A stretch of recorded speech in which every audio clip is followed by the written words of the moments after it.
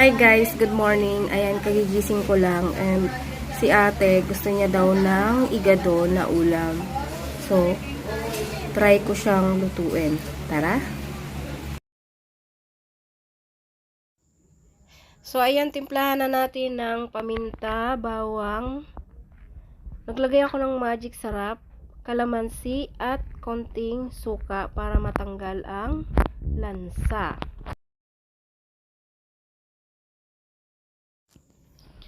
Ayan, himasi-masi na natin. Pero maghugas muna tayo ng ating mga kamay bago tayo humawak. Babad natin siya guys ng mga 1 hour. Then, sinunod ko naman yung mga laman. Naglagay ako ng bawang, paminta, toyo, suka, and haluin.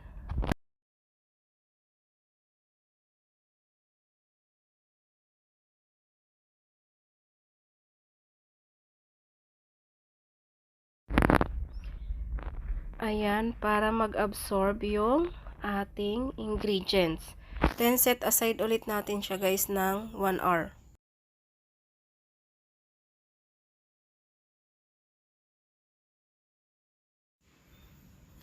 Binalatan ko na nga yung mga ilalagay nating gulay.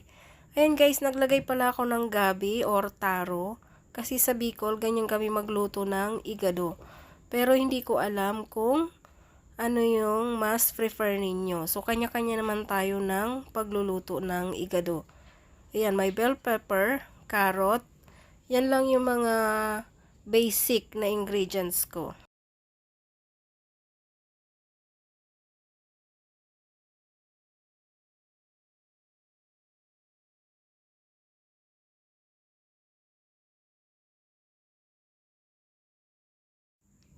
Ayan, kailangan natin siyang ikat ng maliliit. Yung pahaba.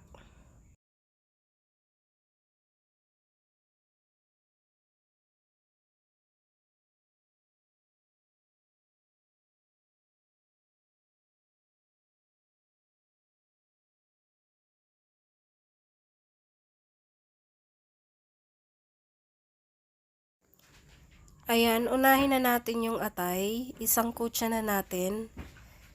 So, hindi ko talaga siya hinahalo sa laman.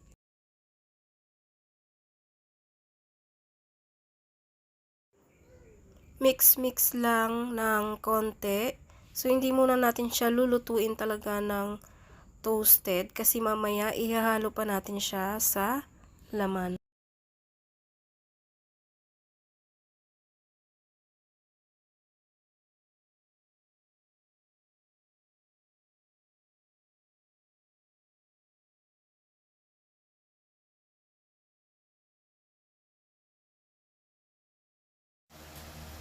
Set aside muna natin siya.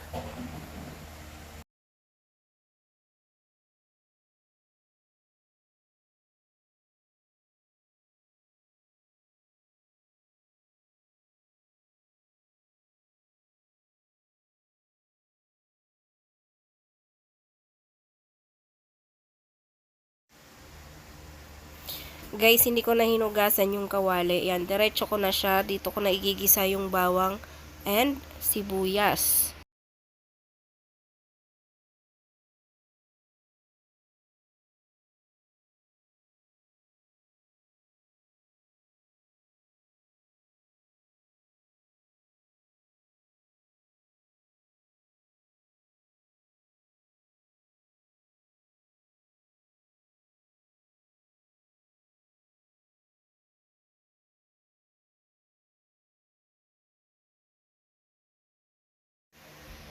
Ilagay na natin yung laman. Yan, sangkot siya na natin. Guys, hindi naman ako expert sa pagluluto. Ito yung mga nakikita ko sa amin sa Bicol kapag nagluluto sila ng igado. And ito talaga yung hinahanap-hanap kong luto kasi ito yung nakasanayan namin.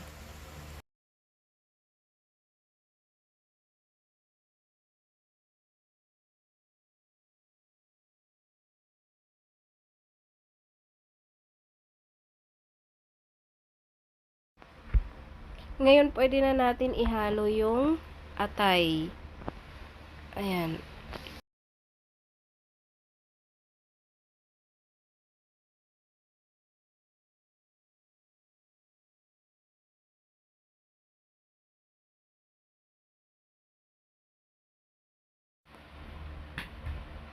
Naglagay ako guys ng atsuete para maganda yung kulay.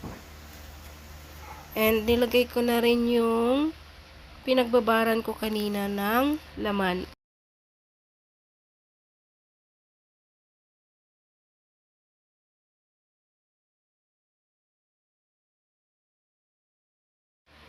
Naglagay ako ng bitchin ng Magic Sarap. Season ko na rin siya ng paminta.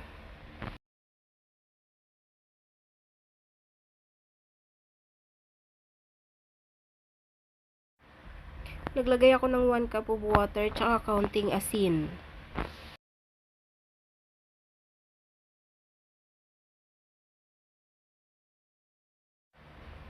Ilagay ko na rin yung gabi or yung taro.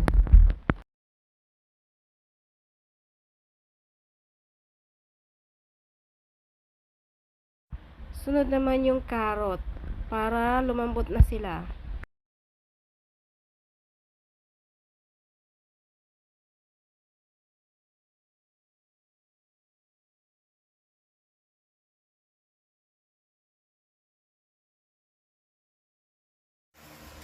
Halo-haluin, pakuluin, takpan.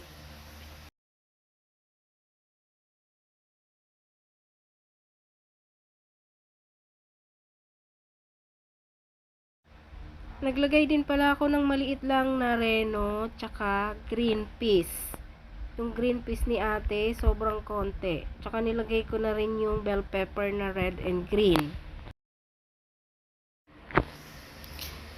Haluin natin. Yan. Then, simmer ulit natin ng about 15 minutes. Siguro malambot na at luto na yung mga bell peppers. O, ayan, luto na po.